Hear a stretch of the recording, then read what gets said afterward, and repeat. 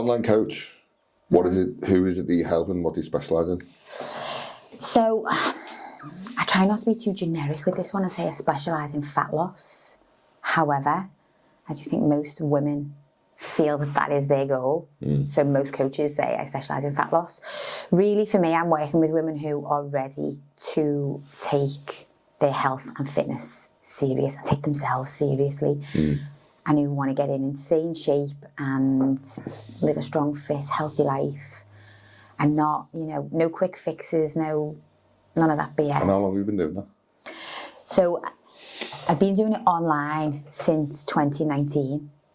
So I weirdly went online just before the pandemic because I went back to being on the gym floor after having Penelope, my eldest, when she was like 12 months old, and I'm an early bird. So I used to love, like, if you want to train me at 6 a.m, I'm game. Like, I will rock up with bags of energy. But obviously, when you've got a baby, it just wasn't working. And then I'd have to be back, and then I'd have to go back to the gym, and I was just here, there, and everywhere. So I just gradually transitioned online. Yeah. So yeah, it's been like 5.5 years. That long it's been going now.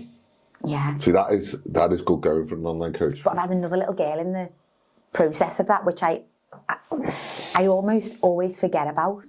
When you think, sometimes I will put pressure on myself that, like, I should have done more, I should have achieved this. And I'm like, I've actually been doing that started it with a 1-year-old, and I've had another baby in that process. It's just madness, isn't it? Like, I remember when the first lockdown finished, the gym opened, and where we were in Core Fitness down in Ellesmere Port, the Wirral got locked down, but Cheshire didn't. And God, when you think back to those times, it's so crazy mad. to think about. Like, how is it possible that, like, you can be at one end of the road and it's open, and then the other end of the road shut? It's like, it's absolutely ridiculous. Makes really. no sense, yeah. But anyway, Core Fitness was just outside the Wirral, so Core Fitness put its offer on for everyone in, like, Bromborough to come, and everyone could go in the gym. And I remember I was like, yes, it's going to be amazing. I'm going to go back and I'm going to do some PT, and I'm just going to get out and, like, just get out of my house and do something. And I had Harry, who was like, a couple of months old at the time. He was born in January. So he was like 2 months old. And I remember rocking up at like 6:30 for a session, and he just didn't show up, and like didn't get a message or anything. I was like, not doing this anymore. Yeah, this is like, I can't do this. Yeah. Like, I'd literally left the baby and my missus at home, and I was in the cold, rocking up at the gym. And not even the courtesy to, like, drop a message. And I was just like, nah. Yeah. So that was like the straw that broke the camel's back for me in coaching. And I really wanted to do a social thing, to be fair. So that was kind of like just an eye-opener. But over that time, the coaching space has changed, right? Like, how have you seen it sort of like evolve in, like, your own business over that time? And I'm fascinated by coaching, just to make a bit of consistentness. So I look at, like, coaching all the time. And there's a stat that was like, I think it's like 1 million coaches a year are coming into the industry. Wow. Across the world. It's just so accessible. I remember being on my course, and I was working full time at the time, and I had a good job. I had like a really nice company car, all of these things. Lots of material things that most people probably wouldn't want to leave, but I'm so passionate about fitness, like, and health. And I thought, no, I'm just going to do the course alongside work anyway. So I used to travel to Manchester. I want to say it was every weekend, or maybe it was every other weekend, and I would be there taking it really seriously. And I was just basically in a room full of kids, and a lot of them looked like they didn't even work out themselves. And I was thinking, this is terrifying. You're all going to be going into the gym and selling yourselves, and people are going to be paying you to get in shape, and you genuinely are not even listening to what's being spoken about. And it was just, and then you'll be the same. You see it all the time in the gym. Yeah. You see people on the gym floor, and I'll, not to judge, but I think, oh my God, that's like, you're going to cause an injury. Yeah, for sure. So, yeah, I've definitely seen that as a change. I used to get frustrated a lot when I'd see, like, people have, like, really bad shiny object syndrome. Yeah. Like, really bad. So, like, it's like the new big thing, I need to do that thing. And it's like, hang on, you've been on a really good fat loss journey for 6 months. The opposite of that is actually the key to success. Yeah.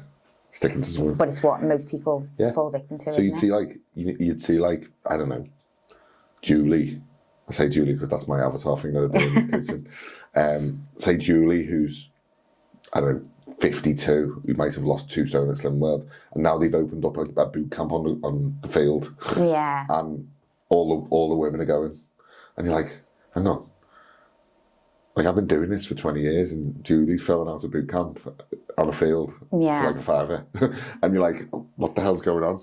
Yeah. I used to get really frustrated with stuff like that. But I don't know whether that was down to like Julie just having like better marketing than me, or I don't know what it was. But people just had this like shiny object, and then I used to get really like, I'd look at it and go, I'd see it when I was walking the dog. I'd walk the dog on the field and I'd see like a boot camp going on. I'd be like, oh, that's cool. And then I'd be like, what's going on here? Yeah. You even qualified to do this? I think like there's like a low barrier to entry for the fitness industry, which big frustrates me. time, yeah. And there's so much like people will buy into anything, and I think part of that is like the shiny object thing. So most people feel motivated just by purchasing a new program, whether or not they actually even show up and do any of it. But it's the thought that like in that moment you made a decision, you signed up, and then I think the other side of it is just that like, you know, all of this, how to get 6-pack abs, how to grow your glutes,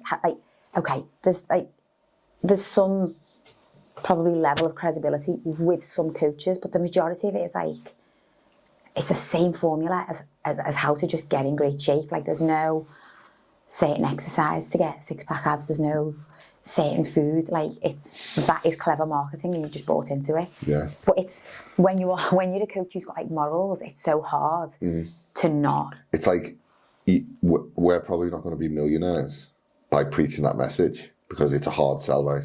It's like me saying, right, if you come onto a social media course with me, you probably won't see results for 6 to 12 months, but you've just got to be consistent and put in the work and show up every day. And it's like a lot of work up front, but I promise you, if you do it in 12 months, it's going to change your life. It'll change your life. And then someone else comes along, it's like, get 100,000 followers in a month.